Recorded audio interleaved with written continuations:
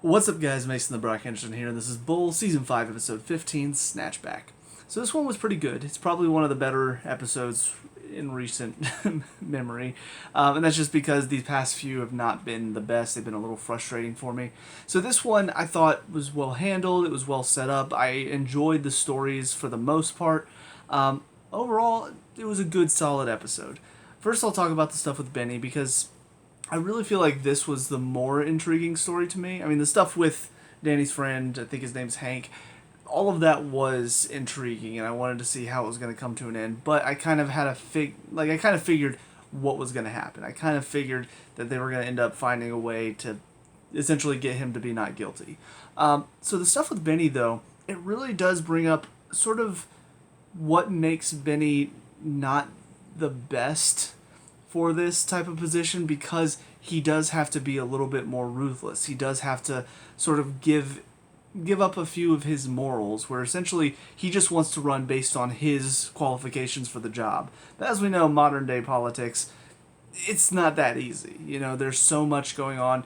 The opponents are doing everything they can to try to smear. They're trying to do everything they can to essentially get the public to make fun of or deride? Is that the right word? I don't know.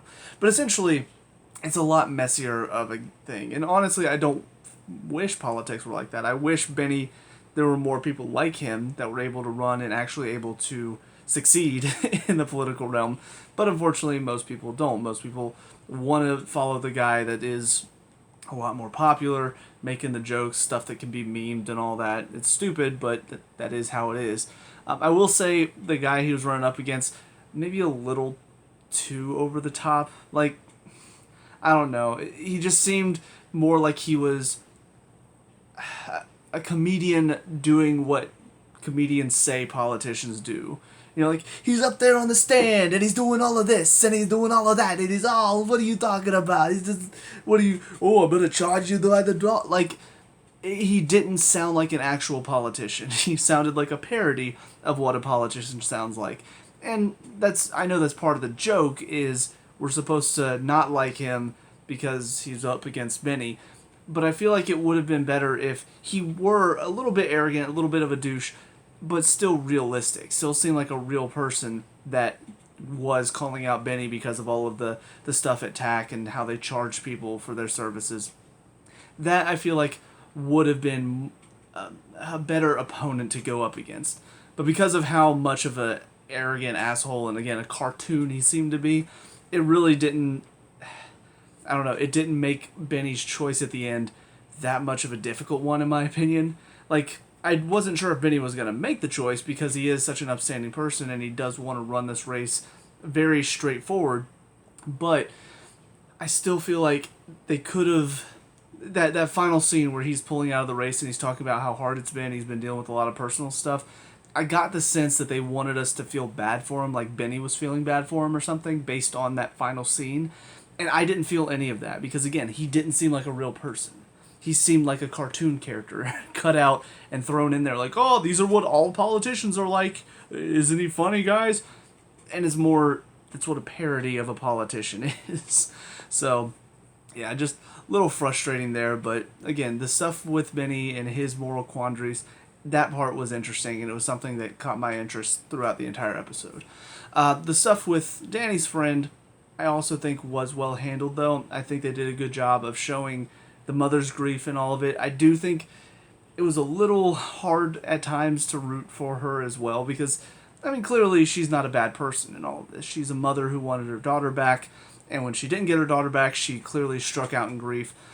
But there are still moments, especially when she was up on the stand and she was claiming that he did nothing to find her. I'm just like, do you think he just lied about the entire thing? Do you really think he just went down there and just lied about everything? Why would he do that? Why would he make up all of that just for your money?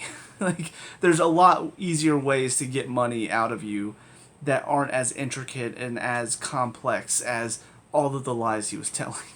So I don't know.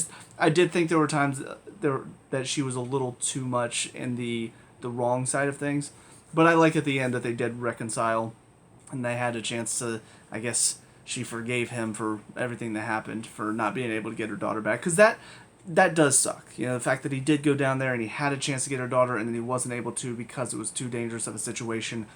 That does suck, but that doesn't mean, oh, well, he's got to give me all my money back, because a lot of that money went towards what he was trying to do to get the daughter back and all of the painstaking process.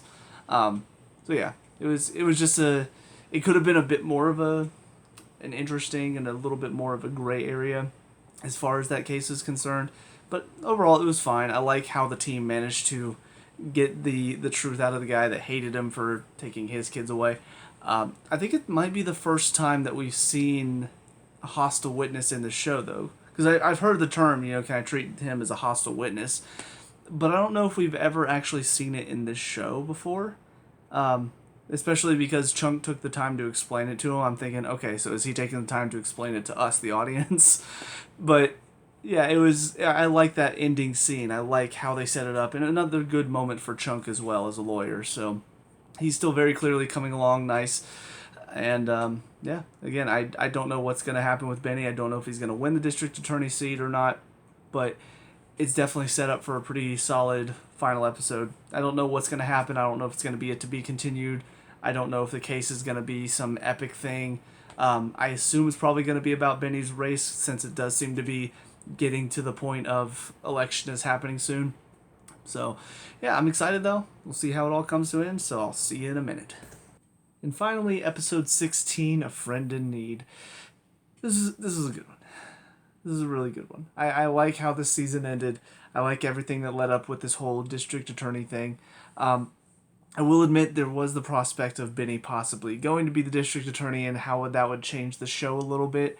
And granted, I do still kind of wish we could have seen that as well. Just because, again, it would have been something a little different. It would have been... I don't know, it would have taken this show kind of outside of the realm of what we've been in so far. I get the fact why they didn't. I understand why. Because it's a show on CBS, so they're not really going to change up the formula that much, because a lot of the shows on CBS are very much just the formula. You have the episode, you have what the show is about, and each episode is pretty much the same. Criminal Minds did it, NCIS does it. I saw a little bit of CSI, I know that did it as well. I think Law & Order is also on CBS. Pretty sure that was also very formulaic. So, yeah, I mean, I'm disappointed, but I like how they decided to go about this. It wasn't just some random pull it out the ass, oh, this is why Benny suddenly can work for TAC again. It was actually a good reason as to why, first of all, why Bull decided to defend the former district attorney, but then also why Benny decides to help as well, how they all came to the conclusion, how they managed to basically find enough evidence to convince the jury that the former district attorney did not commit this, I forget what it was called. I think it was embezzling funds. Can't remember the exact crime now. It's kind of embarrassing. But yeah, I like how all of it came together. I really like the ending too. Seeing Bull and Benny be able to make up after how this episode started with them kind of being split apart. I was kind of wondering if we were going to see maybe a bit more of that. As this episode was going on, I was thinking, I'm surprised this sort of didn't come up a bit sooner in the season, maybe a few episodes ago, so that way, maybe Bull and Benny have been struggling. They've been sort of butting heads for a little bit because of all of this talk about the district attorney possibly not being guilty. Ooh, excuse me. So that may have been a little bit of missed opportunity, because it would have given Chunk a few more episodes to be the main lawyer, because Benny probably would have stepped down. But I think it would have made this moment at the end where Benny and Bull do make up, because Benny realizes what Bull did for him behind the scenes and what the former district attorney did for him as well, that I think this moment could have hit a lot more emotionally. That moment of finally they've reconciled, we're all good, thank goodness. I think that could have worked a lot better, but it still was fine for what it was. I think it still worked for this episode. The ending, a little bit of a red herring. I don't know, just something about Bull. First of all, the way they were setting up the scene, showing Bull and Izzy getting back to the apartment, it felt like something's about to happen, isn't it? There's something they're setting up, and then Bull flips on the lights and the judge is sitting in there.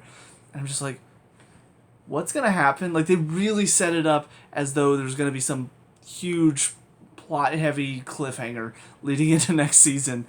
And then all of a sudden, Judge is like, "Oh, they told me you two crazy kids were thinking about getting married," and I'm just like, "Oh, okay, okay, you got me, show, you got me. You made me think something was wrong, and then all of a sudden, no, it's just they're gonna finally get married. Cool."